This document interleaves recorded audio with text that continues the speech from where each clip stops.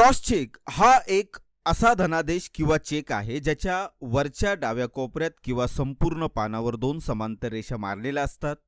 या रेषांमुळे तो चेक रोख स्वरूपात न मिळता थेट बँक खात्यात जमा केला जातो, ज्यामुळे पेमेंट सुरक्षित होते आणि सर्वात महत्त्वाचं फसवणुकीचा धोका कमी होतो. क्रॉस चेकमुळे चेक फक्त प्राप्तकर्त्याच्या बँक खात्यात जमा होतो, थेट काउंटरवर रोख रक्कम काढता येत नाही. यामुळे चेक हरवला किंवा चोरीला गेला तरीही अनधिकृत व्यक्ती ती रक्कम काढू शकत नाही. चेकवर दोन समांतर रेषा मारल्याने पेमेंट सुरक्षित होते, कारण पैसे फक्त इच्छित प्राप्तकर्त्याकडेच जातात, त्याच्याच बँक खात्यामध्ये ते जमा होतात. क्रॉस चेक हा थेट बँकेत जमा करणे आवश्यक असते. बँक ती रक्कम प्राप्तकर्त्याच्या खात्यात जमा करते.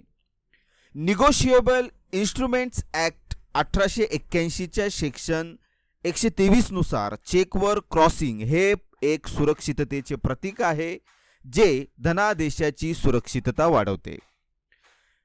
क्रॉस चेकचा उपयोग कसा होतो? क्रॉस चेक लिहिण्यासाठी चेकच्या वरच्या डाव्या कोपऱ्यात किंवा संपूर्ण चेकवर दोन समांतर रेषा मारा. यामुळे तो चेक थेट बँक खात्यात जमा होईल, रोख रक्कम मिळणार नाही हे यामुळे सूचित होते.